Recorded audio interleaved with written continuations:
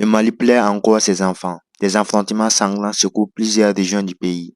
Civils, soldats, innocents, personne n'est épargné. Une réalité bouleversante qu'il est temps de regarder en face. Regarder jusqu'à la fin pour mieux comprendre. À Bamako, les villes du Mali, est-ce que le sang humain coule désormais en abondance? Est-ce que la crise est résorbée, Luc Kabaki? Je crois que votre introduction l'a déjà dit. Vous avez dit qu'il y a une file de camions citernes qui ont déferlé sur Bamako. Évidemment, on ne pouvait pas s'attendre à autre chose qu'à la résolution de ce phénomène-là, d'autant plus qu'on a en face des dirigeants visionnaires et très engagés pour la cause de leur pays. Et en tant que tel, lorsqu'un problème se pose, évidemment, il est question de trouver la solution. Et lorsque vous êtes vraiment résolu, vous trouvez cette solution-là. Donc, qui pouvait s'attendre à ce que le Mali mobilise plus de 1233 camions-citernes de carburant en un trait pour pouvoir venir juguler justement cette crise dont l'objectif était précisément d'aliter et d'anémier drastiquement l'économie malienne. Et donc, je pense que les Maliens se sont montrés suffisamment résilients, suffisamment compréhensifs, parce qu'ils ont compris que cette pénurie qui a été artificiellement décrétée et causée visait donc à les révolter contre leurs dirigeants. Et donc, Dieu merci qu'il n'y a pas eu de révolte, parce qu'ils ont compris, ils écoutent avec intérêt leurs dirigeants, ils suivent avec intérêt les actes que leurs dirigeants posent. Ils ont compris que c'est une cause commune qu'il faut défendre ensemble. Et voilà, ils ont résisté. Dieu merci, la crise est en train d'être jugulée. Je pense que c'est une très belle leçon aussi. Vous savez, quand il y a des situations aussi difficiles et malheureuses, ça nous pousse à la réflexion. Et en même temps, à prendre de nouvelles initiatives. Il me semble qu'à partir de cette crise-là, le Mali va commencer à réfléchir à la possibilité pour lui de commencer à produire justement son carburant. Eh bien, vous parliez, j'ai eu comme l'impression que c'était une crise légère, mais ça a chauffé à Bamako. Hein? Mais ça ne peut que chauffer, c'est un complot international comme d'habitude. C'est les mêmes individus qui recrutent des gens qu'ils appellent terroristes. C'est les mêmes individus, c'est les mêmes puissances colonialistes qui ne sont pas rassasiés, du sang, de la sueur des Africains. Est-ce que vous voyez? C'est-à-dire qu'ils ont tout fait pour asphyxier ces pays du Sahel. Malgré tous les malheurs qu'ils ont infligés à ces pays tiennent. On s'est dit, bon, on va étouffer le Mali avec le carburant. Pourquoi le Premier ministre utilise l'expression le sang? Mais parce que le carburant, il est vital.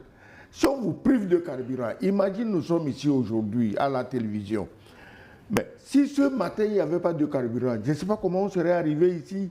À pied, ce n'est pas possible, ça dépend de là où chacun d'entre nous habite. Donc, un complot assassin, comme d'habitude depuis plus de 2, 3, 4 ans, contre les pays souverainistes du Sahel a été ourdi. On s'est dit, Assimi Goïta, c'est d'ailleurs le premier. Si on le fait tomber, bon, les autres vont tomber en effet domino. Donc, on a organisé cet assassinat. C'est un vrai assassinat. Et on a privé le Mali de son sang. C'est-à-dire que de l'élément vital qui fait qu'un pays peut vivre, qu'un pays peut travailler, qu'un pays peut produire. Donc, mais quand j'ai appris qu'il y a plus de 1000 camions citernes, je me suis dit, mais j'aurais aimé voir ça, parce que moi, ici, sur la route, quelquefois, quand nous allons au nord, si tu dépasses 10, 15, 20 camions citernes, c'est impressionnant. De là jusqu'à 100, jusqu'à 500, jusqu'à 1000, jusqu'à 1300, je crois que c'est une prouesse logistique qui doit être... une colonne de plus de 25 km, dit-on. Voilà. C'est une prouesse logistique qui doit être mise à l'actif du Mali qui a su organiser ça, et aussi des ports d'où viennent ces camions. Je crois qu'ils sont principalement venus de la Côte d'Ivoire. Bravo dans ce cas pour la Côte d'Ivoire qui a fait donc preuve de solidarité. C'est ce qu'on leur demande. on ne demande pas des miracles. Que les Africains sachent que quoi que vous fassiez, vous êtes noirs. Aujourd'hui, tous les peuples du monde sont ligués contre les Noirs parce qu'ils veulent nous exterminer. Quand je dis tous les peuples du monde, attention, je parle surtout des Occidentaux et des Moyen-Orientaux. C'est eux. Quand tu vas au Mali, c'est eux. Et avec des organisations bizarres, Al-Qaïda, Djinim, c'est pas des Noirs. Tu vas au Mali, ils sont là pour exterminer les Noirs. Tu vas au Soudan, au Darfour, ils sont là pour exterminer les Noirs. On ne dit rien. Donc, nous devons savoir qu'étant noirs, quels que soient nos charabia politiciens, mais on est noirs, on est vu de la même manière. Donc, cette action de solidarité qui a fait que le Mali a pu prendre son carburant par les ports d'Abidjan, je crois que ça mettra à l'actif de la Côte d'Ivoire. Et pour une fois, leur adresser nos félicitations. Ça n'arrive pas tous les jours. Vraiment. Non, disons que cette crise, en réalité, elle est née à la suite de quoi? Je pense qu'il faut tomber un peu, revenir un peu sur les racines de ce problème.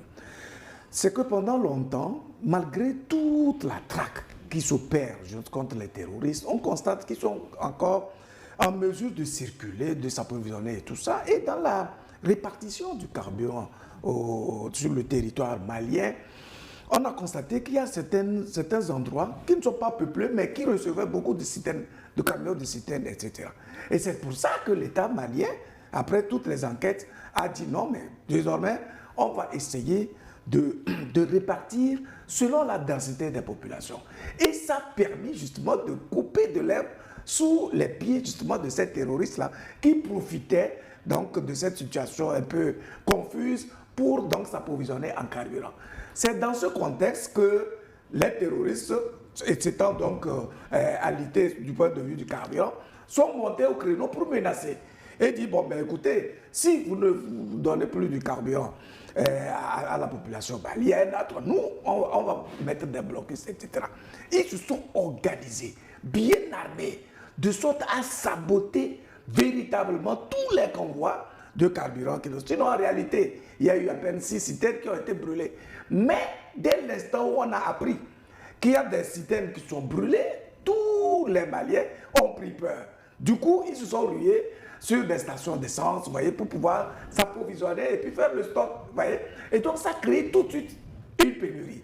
Donc, c'est l'autre problème aussi, c'est-à-dire que les messages que l'on passe, on a fait tout pour que les médias internationaux puissent ameuter tout le peuple malien qui a crise de carburant. Et donc, la peur étant là, tout le monde prend des précautions, comme l'a dit l'ambassadeur. Le carburant, mais c'est vital pour l'économie de tous les pays du monde. Et puis, le carburant, c'est aussi une arme de guerre. Parce que lorsque vous vous étouffez sur le plan du carburant, vous n'avez aucune énergie, aucune capacité de mobilité. Vous voyez, donc, c'était vraiment très dramatique ce qui a été planifié. Et Dieu merci qu'aujourd'hui, les dirigeants maliens ont trouvé la solution qu'il fallait pour pouvoir vraiment trancher et faire en sorte que le peuple malien puisse commencer à se ravitailler à nouveau. Oui. Nous espérons que cette résilience que le peuple malien a montrée